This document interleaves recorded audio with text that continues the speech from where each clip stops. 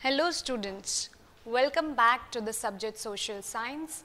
This is the second video of chapter number 5, Judiciary. We are going to talk about what is an independent judiciary. Imagine,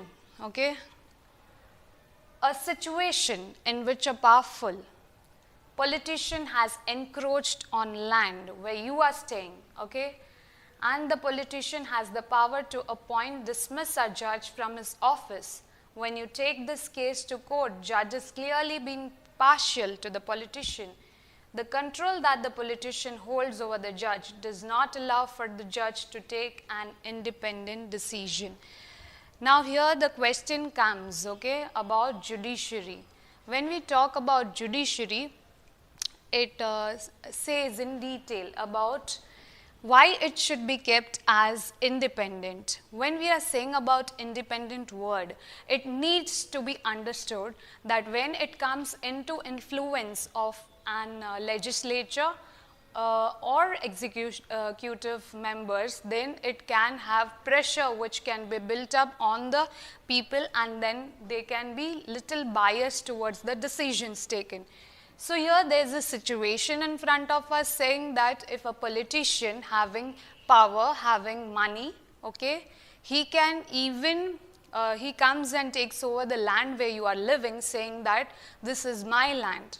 So when you file a case, there can be changes which can come. There can be harm which can happen to the people. There can be transfers which can take place of the judge because of the power a politician keeps, if it is influenced by. That's why it is independent.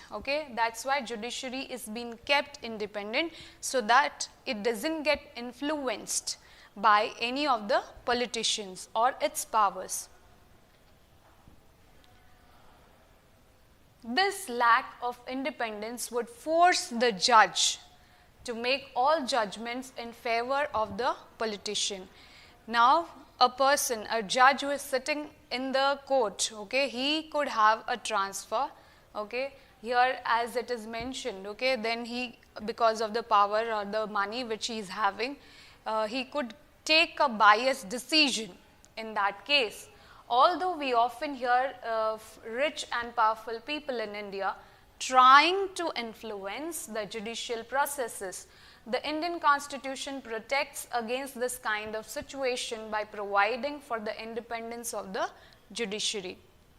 That is why our Indian Constitution separates the legislature and execution from the judiciary. That's why it doesn't come in contact or does not have any sort of biasness while giving the judgment. They listen to both the parties and then give the final verdict. It is the independence of judiciary which is allowing the court to play a central role in ensuring that there is no misuse of power by legislature and executive. Very clearly mentioned, that courts are getting this power, which ensures that neither the legislature and execution can make any kind of pressure onto judiciary.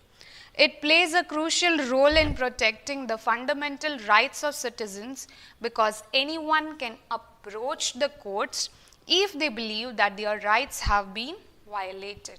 So, all the people who feel that their rights have been violated are free to come to the courts, because they'll get a perfect verdict, from the courts. Now we are having this triangle structure which you can see of the courts. So here the lower level court, trial court, then you have the higher court, and top you have the Supreme Court. At the top is the Supreme Court, that is located in New Delhi and is presided over by the Chief Justice of India. The decisions made by the Supreme Court are binding in all the other courts in India. All the lower courts and high courts are supposed to listen to the decisions of the Supreme Court. Further, are these different levels of courts connected to each other? Yes, the answer is yes, they are. In India, we have an integrated judicial system, meaning that the decision made by the higher courts are binding on the lower courts. Higher courts, whatever decision is being taken, okay, that decision is to be heard by the trial courts or the lower courts. Same Supreme Court, whatever the verdict has been taken, the lower courts have to listen to. Another way to understand this integration is through the appellate system that exists in India, which means that a person can appeal to a higher court if they believe that the judgment passed by the lower court is not just. Appellate system is such a system where you can present your case, okay, in the court. Both the parties' cases are being heard by the judge and the verdict has been placed. After placing the verdict, if you feel that you have not got justice from the trial court or the higher court, you can take your case further in the higher court, and there you can register yourself and fight for your rights, and you will get for sure the justice in your name. So we are having one example as well that we will be seeing. Appellate system. There they saw Sudha standing with sari in flames. Sudha is the girl who's got married to Lakshman, okay, at the age of 20 years. And one fine day, she is lit by fire, okay, because the kerosene, her sari got burnt and she got burns and all over the body. And this is the situation which is being seen. They extinguished the fire by wrapping Sudha in a gunny bag and a blanket. Sudha told them that her mother-in-law, put the kerosene oil on her and that her husband Lakshman had lit the fire. Members of Sudha's family and neighbors who are staying nearby stated that Sudha had been subjected to torture by her in-laws and that they were demanding more cash, a scooter, a fridge, on the birth of the first child. When they had the first child, the in-laws were demanding a refrigerator and a scooter from the family. So, as part of their defense, Lakshman and his mother stated that Sudha's sari had accidentally caught fire while she was heating milk. So, they have another version of the story saying that when she was heating milk, accidentally she got fired and she got the burns on her body. And whereas the neighbors of Sudha and her family, parents and all, stated that she was being tortured. Even when she burned, she stated all these things to the neighbors that the mother-in-law and the husband forcefully did this all things on her.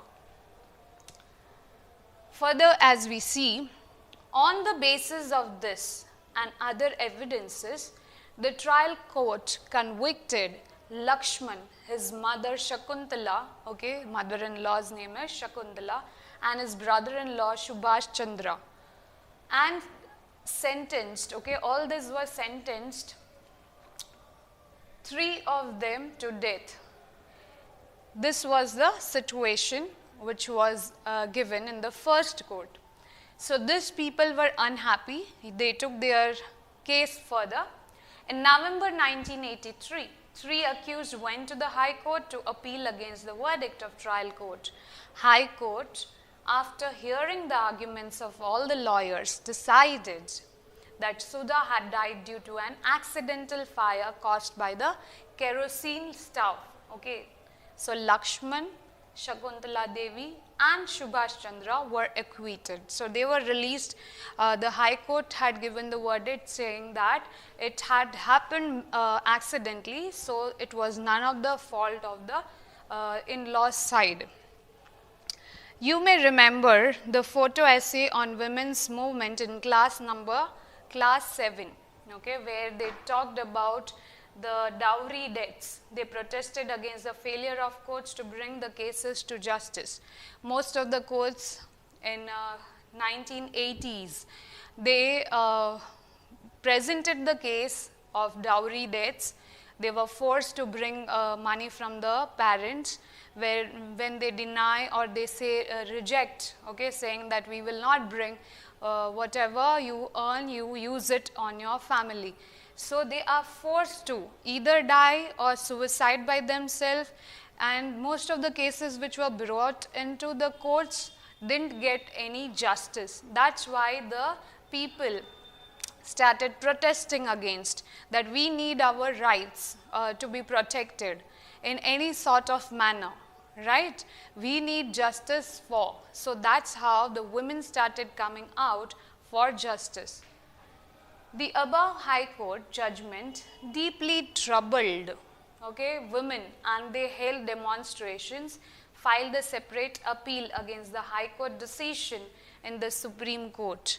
When they felt the High Court is playing with the rights of the women, okay, and they are not getting justice, they went out, okay, further and they protested. Even the Indian Federation of Women's Law, they supported in favor of the women. In 1985, the Supreme Court heard this appeal against the acquitted Lakshman and two members of his family, that is Shakuntala Devi and Subhash, his brother. So that's how the family again comes for the Supreme Court. The file is again put by the girl's parents. And what is the condition? Just see, the Supreme Court heard the arguments of the lawyers, reached to a decision, and that was different from that of the High Court.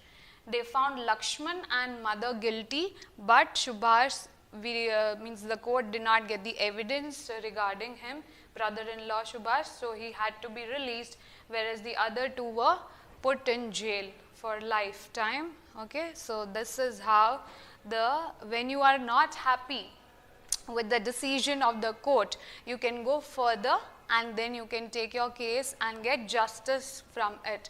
So hope you have understood with this topic. We'll meet in the third video. Till then, take care of yourself. Bye-bye.